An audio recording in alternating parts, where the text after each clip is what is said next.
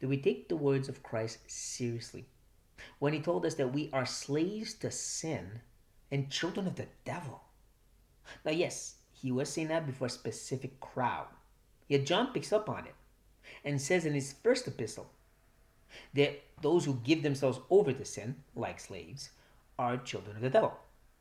He's speaking about the unbeliever and their reality, which is sad because nowadays we don't want to say that.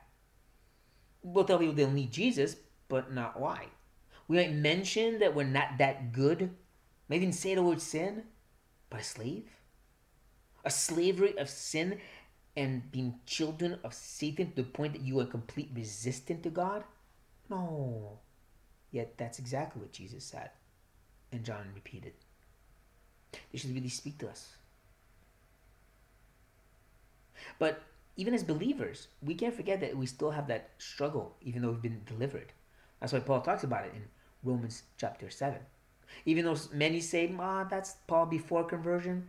If you go back to chapter 6, where he's clearly talking about conversion, he says that we must not give ourselves over to the flesh, make ourselves slaves to it again, but give ourselves to the Spirit. So that possibility is there because it's still in our tendency. We still have that weakness to give ourselves over to the flesh. And don't just think about stuff like pornography or drinking and drugs. Actually, when you take the time to look at everything God calls sin, you realize we could be slaves to all of it. From gossip to bitterness and anger, to anxiety and frustrations, to lack of forgiveness, and all these things like pride and arrogance as well. We can make ourselves slaves to that. We can harden our hearts and persevere in that, even though we've been freed from it. Let's not do that, brothers and sisters. Let's take sin seriously.